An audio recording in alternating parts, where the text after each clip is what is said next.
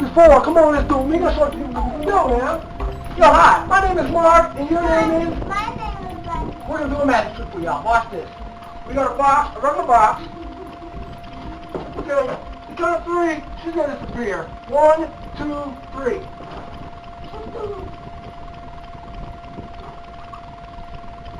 Not bad.